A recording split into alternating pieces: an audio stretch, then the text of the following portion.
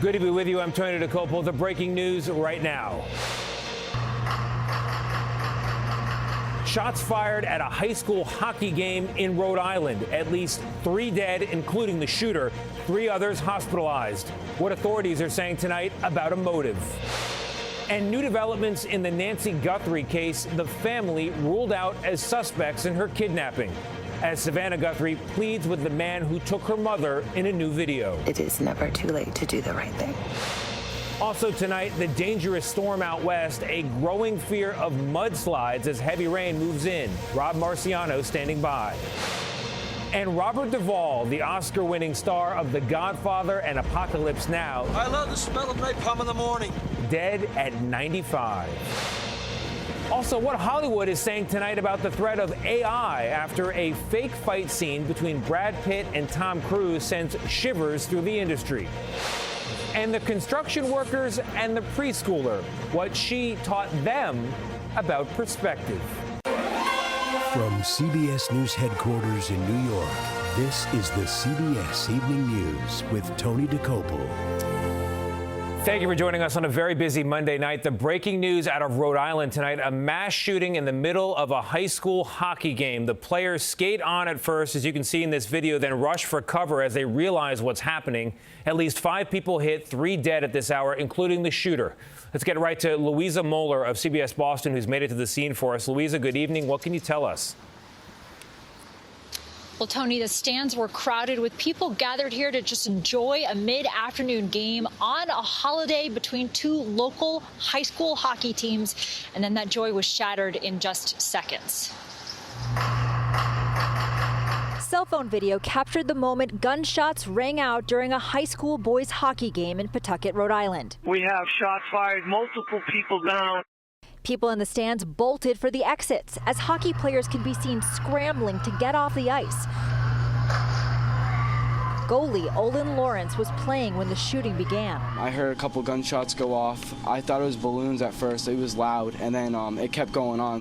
Multiple agencies responded within minutes to find 1 person dead and 4 others injured.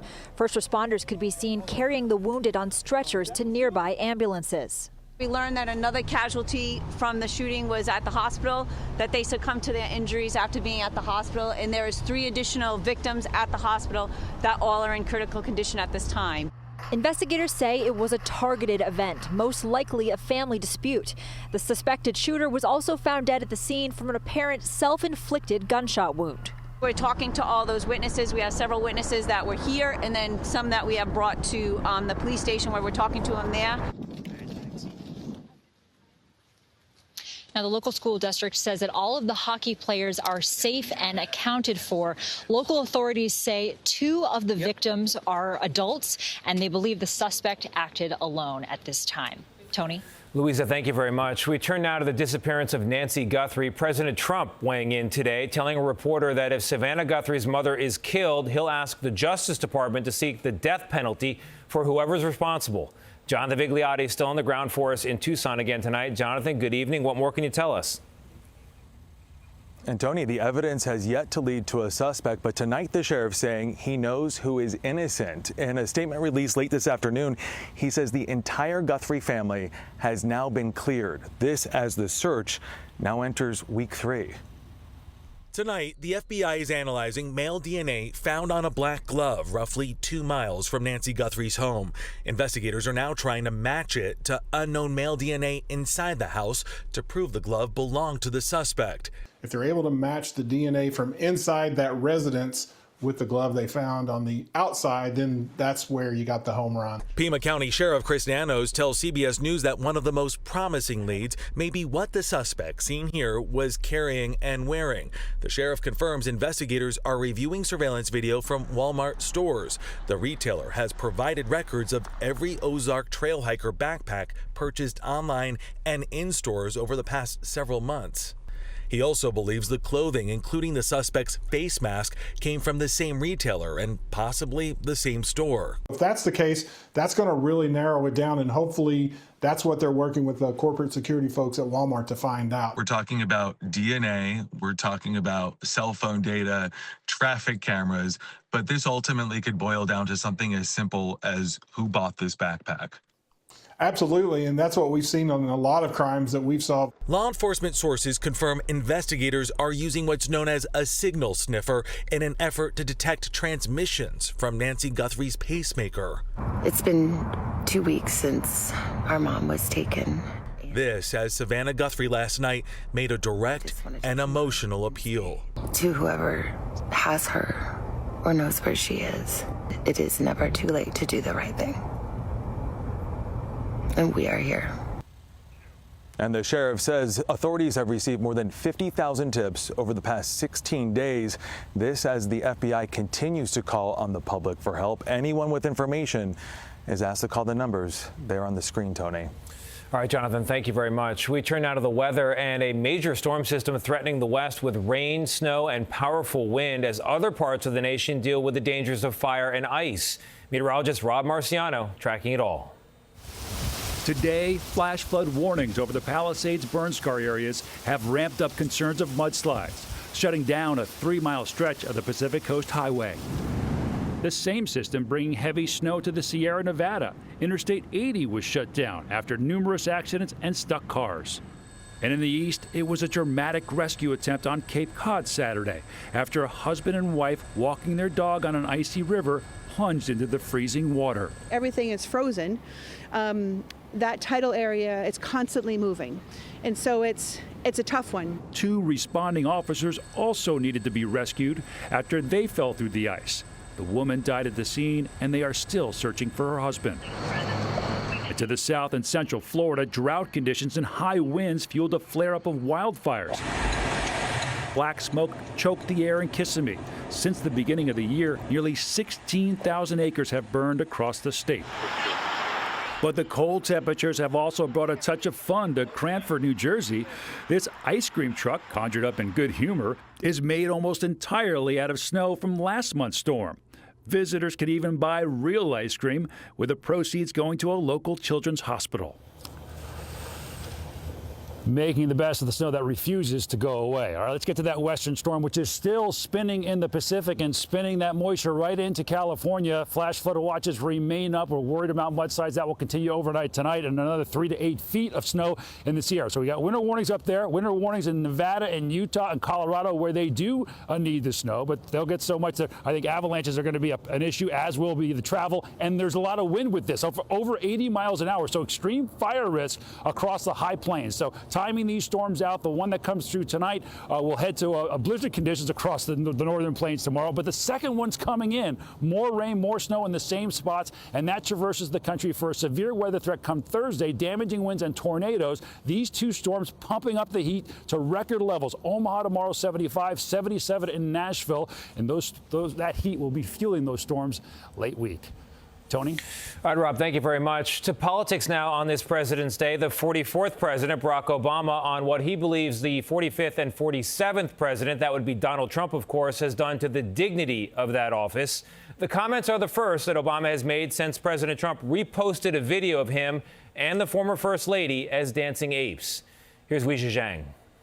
Former President Obama has broken his silence nearly 2 weeks after President Trump posted a video that included an animation of the Obamas' faces transposed onto the bodies of dancing cartoon apes. The majority of the American people find this behavior deeply troubling. On a weekend podcast, he said those in the White House appear less disturbed. There doesn't seem to be any shame about this among people who used to feel like you had to have some sort of decorum and a sense of propriety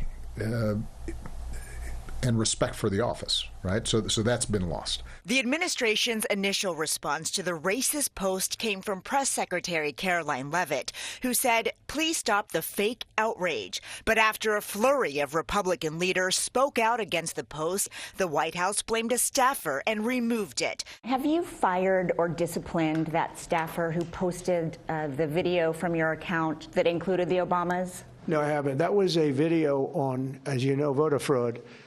And fairly long video, and they had a little piece and had to do with the Lion King. In a town hall that aired Sunday on CBS, Maryland Governor Wes Moore also spoke about the video and addressed whether he believes Trump is a racist. I think the question of is he a racist should be posed to him, but frankly, I think his actions probably give the answer before he even has a chance to answer it himself. In a new statement tonight, the White House accuses Governor Moore of trying to incite division with those comments and says no one has done more for the black community than Trump. Tony. Weijia, while we have you, leaving that subject but sticking with President Obama and this podcast, he also said on that podcast that aliens are real. Do tell us more. So, Tony, Obama initially said they are real, but he has never seen them. But later he clarified on social media, writing, statistically, the odds are good that there's life out there, but he saw no evidence during his presidency that they've made contact with us. So do with that what you will. Appreciate the clarification, Weijia. Thank you. To the Winter Games now, where Team USA won its 18th and 19th medals today, including the gold for 41-year-old bobsledder Ilana Myers-Taylor, now the oldest American woman to win the gold at the Winter Olympics. Italy and Norway, though, still tops in the medal count. For more, let's go to Seth Doan in Cortina, Italy.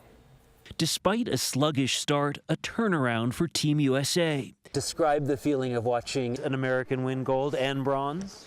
Oh my gosh, amazing, amazing, amazing, amazing. It started in Milan with the U.S. women's hockey team crushing Sweden 5-0, moving them to the gold medal match Thursday. In Cortina, the Americans have been doing well on another piece of ice in curling, a sport grabbing more attention due to controversy. Team Canada, both men and women, and now Great Britain stand accused of illegally touching the granite stone, which sparked heated exchanges, a rare occurrence.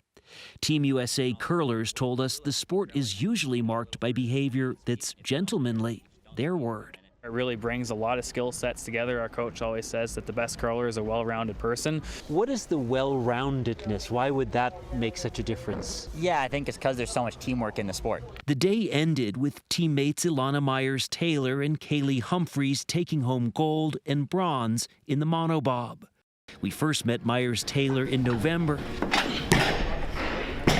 She already had 5 Olympic medals, but was still dreaming of that elusive gold. When we're watching you in the Olympics, when all the training is done, what's going through your mind? When I'm actually in race mode and competition, I don't think about anything. My mind goes completely blank, and I'm just fully in the moment, fully present. And I think that what keeps bringing me back is there's very few times in life that you can be that present.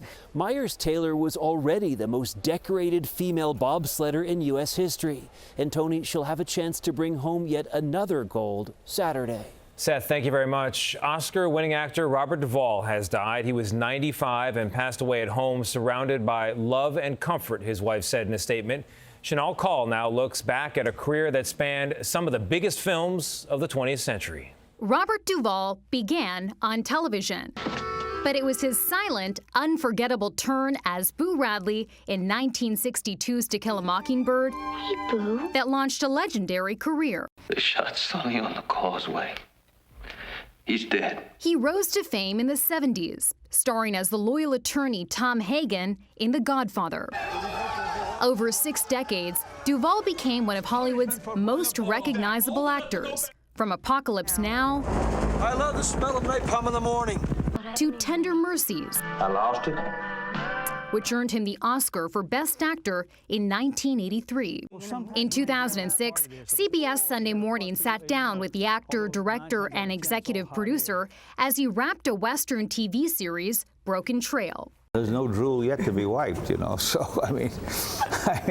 I got things I want to do, I think. Sometimes the thing that comes around the corner and surprises you can be better than what you plan. Duvall, a doer and dreamer until the very end. Chanel Call, CBS News, New York. Chanel, thank you. Still ahead on the CBS Evening News, a totally fake movie scene, a very real job threat to everyone who works on movies. What Hollywood is saying tonight. Plus, one man's viral rampage against an airport kiosk.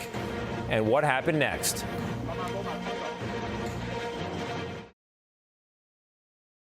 A 15-second clip released late last week seemed to have all the hallmarks of a big Hollywood studio. 2 mega-famous leading men in Tom Cruise and Brad Pitt, a choreographed fight scene, sweeping camera moves, sound effects, even a musical score.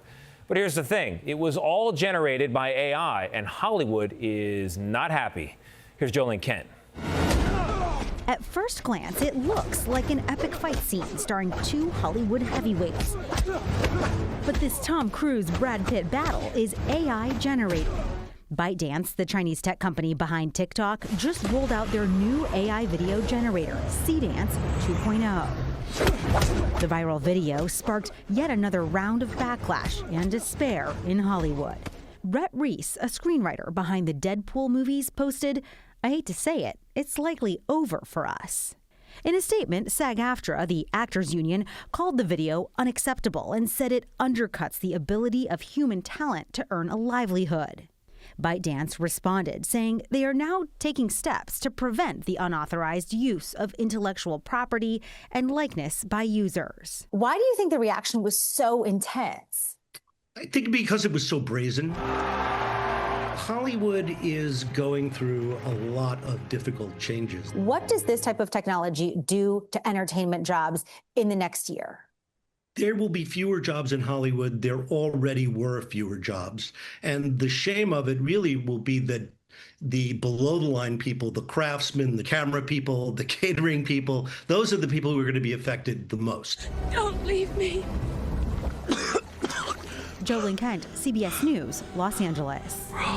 Jolene, thank you very much. Up next, China dancing into the Lunar New Year with Kung Fu robots. I'm not worried.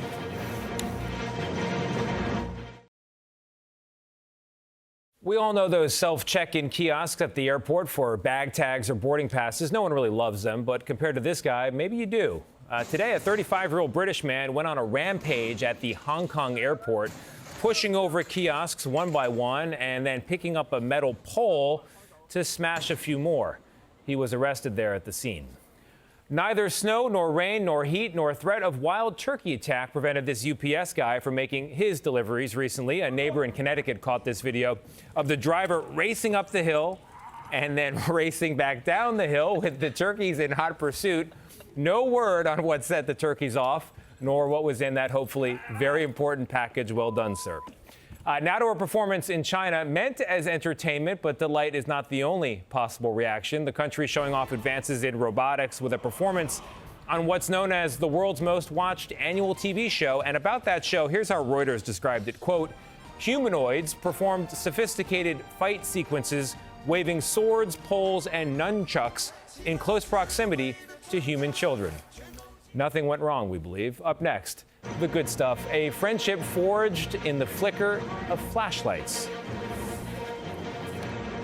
This portion of the CBS Evening News is sponsored by Fasenra. Visit us at fasenra.com.